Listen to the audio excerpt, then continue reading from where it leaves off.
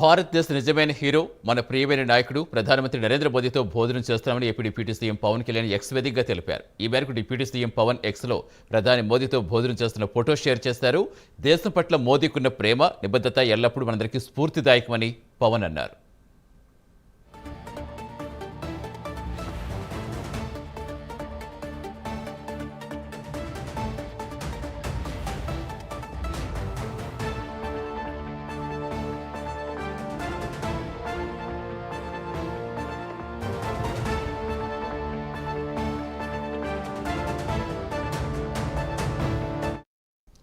భారతదేశ నిజమైన హీరో మన ప్రియమైన నాయకుడు ప్రధానమంత్రి నరేంద్ర మోదీతో భోజనం చేస్తామని AP deputy CM Pawan Kalyan X వేదికగా తెలిపారు.